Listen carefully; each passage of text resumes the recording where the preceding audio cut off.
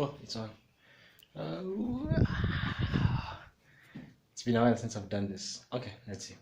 There's something I'm trying to think through, and so most of this will be rambling. So maybe this will be long. I don't know, but we'll see. Hello, internet. Um, a while back last year, there's a lady I liked. Um, well enough to try change a couple of things about myself so that I can try get her to like me, something of the sort. Now, I am probably one of the most hard set people towards like image shouldn't matter mantras. Um, Personally, I don't think so because I think that the value of the human being can be, if people put enough effort, you can't get to the value of a human individual without their looks being like a fast bias type of thing. So I never used to dress up as well as I should. Even like in workplaces, I used to dress well enough. As long as I got my job done, that was usually like good enough. And I remember there's a point where I decided, like off the bat, I was like, I'm gonna get good clothes. And I remember I bought them, and I wore them like once or twice. So I gave away all my bad clothes. So I was only left with like formal clothes only. And so for a while, I remember like I was dressing up so well, people thought I was going to interviews for another job. Um, the thing that happened though, like the most immediate thing was the girl that I liked all of a sudden started noticing me. It was very, very obvious, like 100%. I can't get into it, but it was very, very directly communicated. And we were already pretty good friends, but I don't know, it moved to another stage, I'd say, something of the sort. Because I physically looked good and it mattered very, very much to her. And because she mattered to me, it all of a sudden mattered to me that I dress in a certain way. The other effect was all of a sudden people in work started treating me differently because I thought I was more professional, even though at that particular period in time, nobody was really giving me much work. So I actually had to look for work to do within the company that I was working in. And so I kind of had um, like a pretty girl moment is what we used to call it, where people would, for example, because I was also the same period of time I was also kind of exercising a lot, and so I actually had like brief moments where people would like check out my ass, like some of my female friends, for example, and etc. And all those things. It's been a while since I've gymmed, and I'm pretty happy about it. But um, as I was thinking about that, I was thinking about something else. I was thinking about there's a friend of mine, a very, very close friend. We've been friends for years, and there's something I needed to bounce off some people. And so like I was looking for, because it's not a really hard thing, but I was trying to figure something out, and that was like the whatever I was trying to figure out was something that was important. So I was looking for people to kind of bounce it off, and even though she was an available resource, she was around.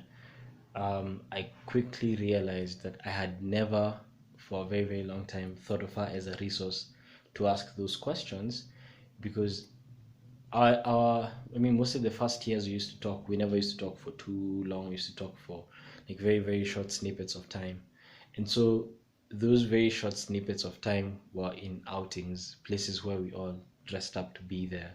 And I never used to try, but she used to put her best foot forward, like presentation wise in the way she dressed.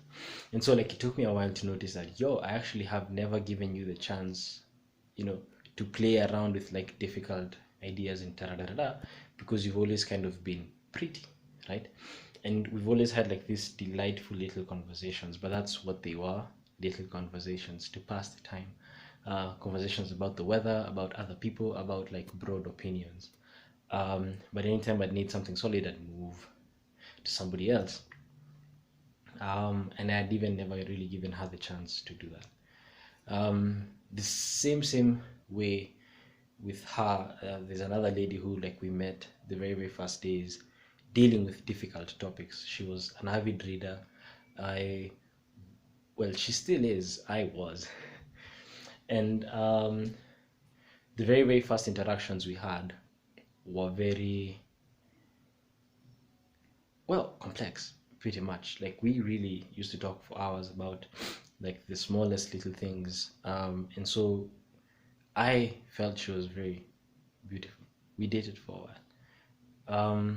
But I think what really, uh, because I was thinking about this like a few minutes ago, as I was looking for whatever, because I wanted to bounce off ideas of someone. Like, she was an automatic choice in my head, and so I feel she's beautiful. That's, I think, something I communicate to her a lot. But also, I usually feel like these ideas, if I have them, they're hers as much as they're mine. Because I feel like she can give um, objectively good feedback, right? So I was thinking about it. I was thinking about all those scenarios, and I was thinking about the second one mostly. The fact that there's somebody who I might have actually put in a box, um, where I have never even given them the chance to kind of be more. And the thing is, I kind of even know where she stands with complex ideas because of our interactions with other people who we've talked to about all these things within her presence.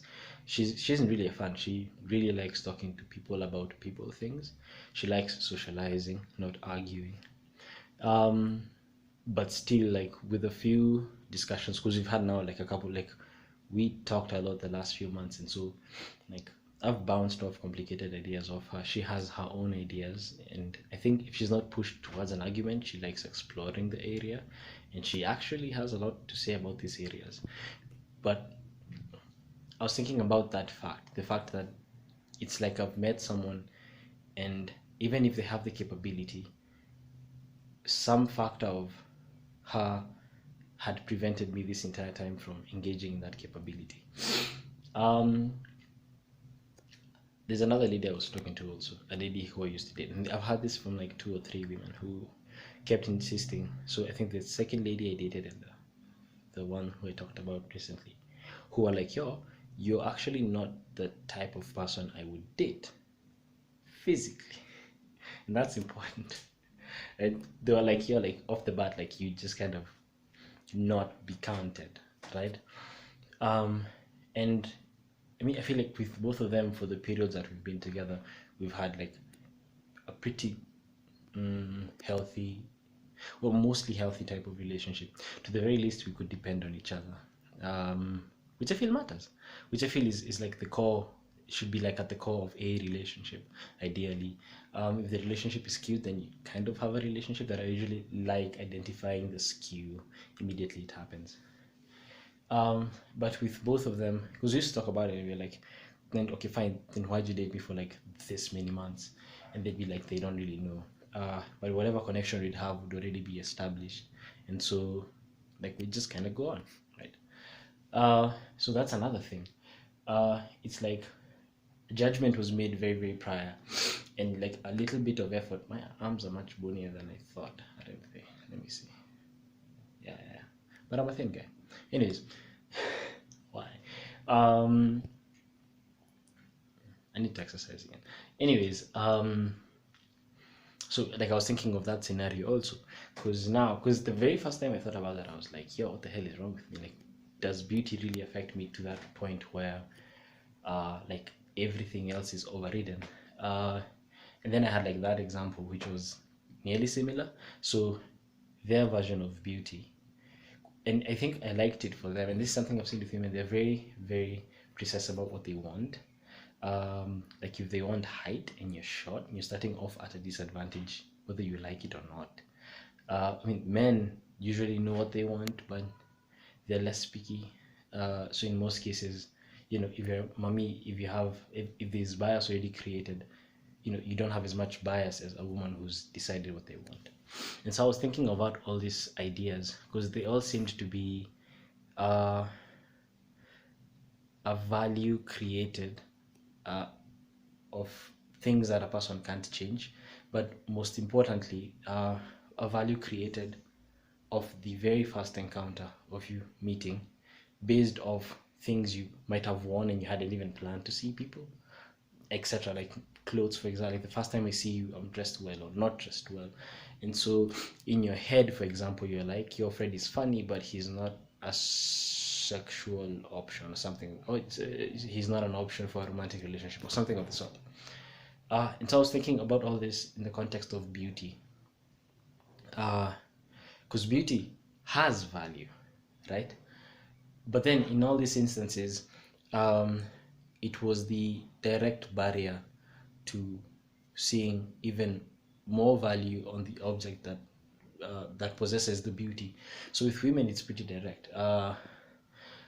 You have a woman who is beautiful, and she struggles all her life being beautiful because men only see her for her beauty, even though she has a lot to offer. Uh, in those relationships that she's created, right? So instead of everybody trying to hit on her, you know, she finds like one or two people who want to hit on her, but they talk to her, and so they discover that they have a lot more in common, or like they like exploring these things together, all these things, and they might actually even not have a romantic relationship ahead, but they both learn so much from each other, they become friends, whatever, and that has a lot more value than the beauty she holds. And it's something I was even talking with another friend of mine before, where like um,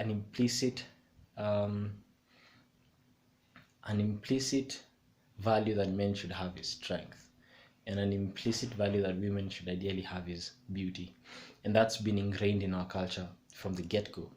And we used to enter into this argument of like it's like a chicken and the egg. It's like so like which came first? Is it, you know, the beautiful person who was with the other person and the other person could only see the beauty first, and then that stemmed down, or was it like a society? Can I have explained that properly? Let me rewind a bit. So what we used to try to figure out is if it was a social construct, right? If it was something that we've taught each other and there's no actual like basis for us as social beings to end up there, or if it's something that we'll kind of constantly end up with there. And I usually feel like it's something that even without women we kind of constantly go down to. It's people buying cars because they're pretty and not because they go, not it's not because they perform better, or people hiring people who are tall or smart or pretty because they think they can actually do the job better, even though it's just their physical appearance. That's okay. Like we are so predisposed to how to react to beauty because we see value in it, that it's very very hard to see it as something as a social construct. Maybe what we need to teach each other is like to see the beauty and then to go beyond it. Like there's something beyond the wonderful feeling you feel when somebody sings on stage. That person can be a lot more than the music that they project towards you that is beautiful, or that a painter is more than the painting, or all those things.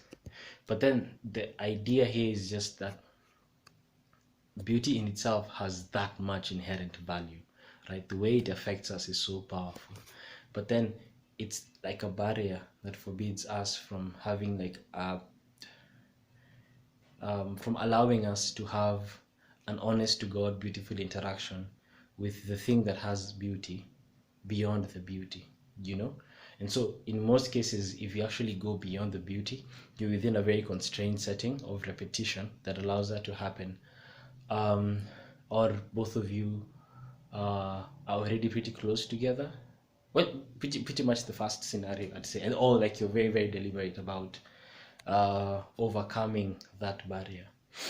So maybe a last little story. There's a YouTuber I was watching a lot of years back, 4 years back. She's gorgeous, like dead drop. But then she had this video she checked like dark, like dead in the night, where she expressed how painful it was that people would only see how pretty she is and not how smart she was, or like how deep the relationship she can form with people can be.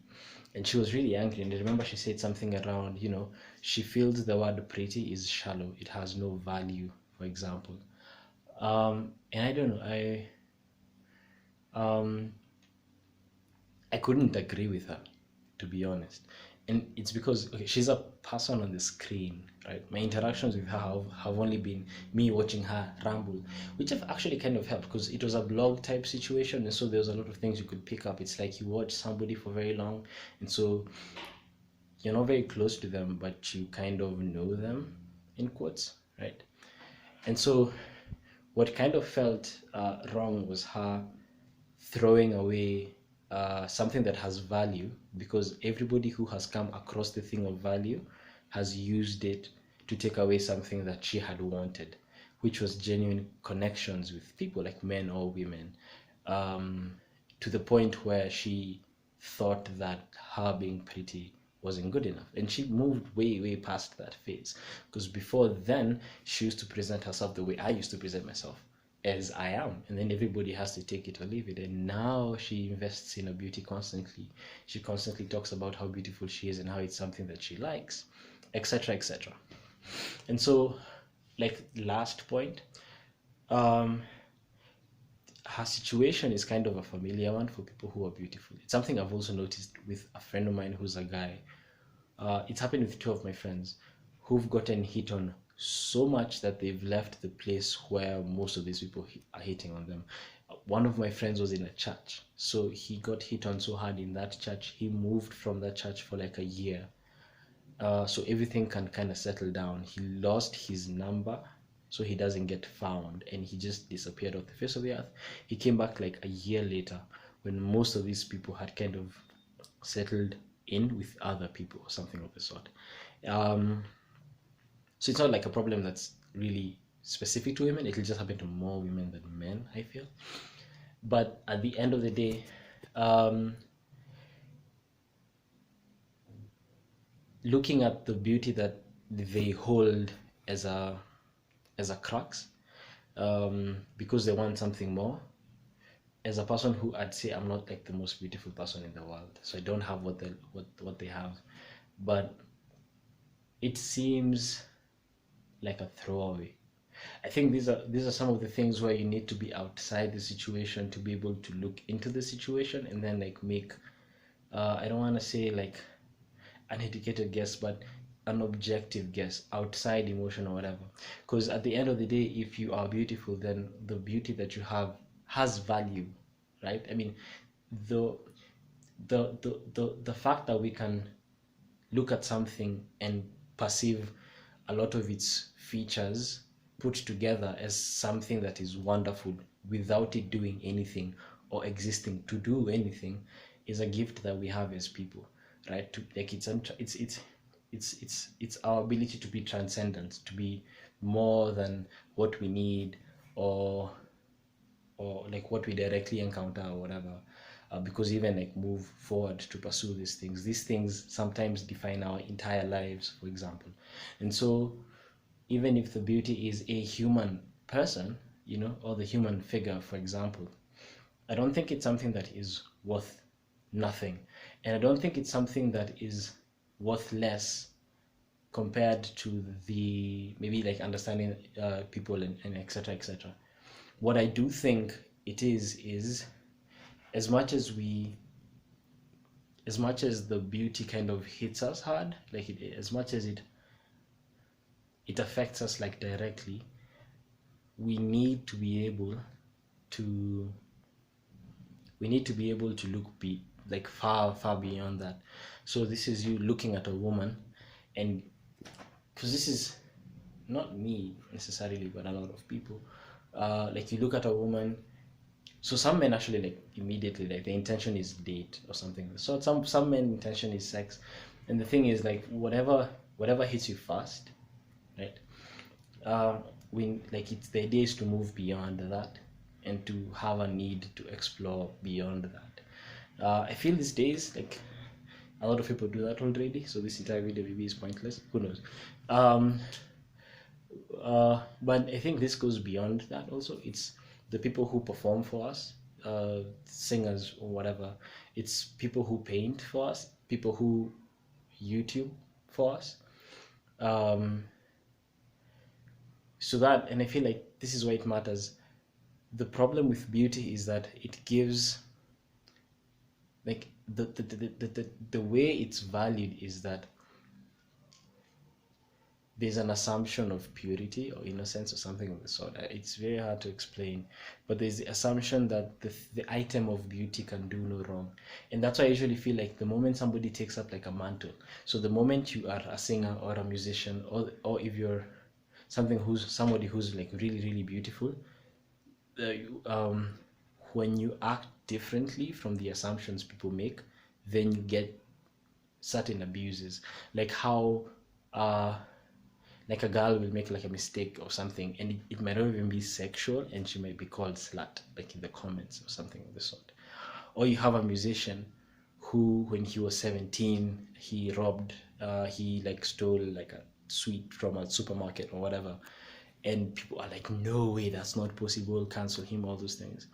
And like, I feel like the way we handle people with beauty matters the moment we can look beyond their beauty, because once you see them as people, then it's easy for us to be more forgiving of the actions and the lifestyles that they take up, and not even really forgiving, accepting would be more close to it. Of course, I'm not speaking about like extremities, because I think that would be like the argument, like what if he does something extreme? Then the argument is pretty much like, if I, a person who nobody knows, does something that's extreme, if I commit murder, then people who look at me and go like, murder is bad, jail him, what he did is wrong, he is a murderer. I mean, that's correct. If a musician does the same thing, then we should be able to look at that fact as objectively as you've looked at mine. That's very, very hard to do with a person who's powerful but mostly identified by creating beautiful things. I feel that's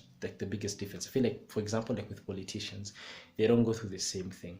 With politicians, you'll have them, with politicians you can have, for example, people who are in power but they're not necessarily beautiful, so they represent things that are objective or factual, all those things, or should ideally be, right? So for them, I mean, I kind of see like what would be valued as beauty, but it's more power, and I feel like those are two different things. And so like when they commit indecencies, it's much easier for people to look at them as people at that point in time. I mean, if you're a politician, I feel the bias is actually skewed away because of the concept of power and the concept that you're really on top, right? And so we who are at the bottom are affected by you being on top, and so you already kind of, there's a negative bias already connotated. So when you do something bad, it kind of continues it. But with musicians, it's different. You could have a politician and a musician who've done the same wrongs and have the exact same amount of money in the bank, and they do the exact same crime, and the musician might actually get away with the social outrage part of it, you know.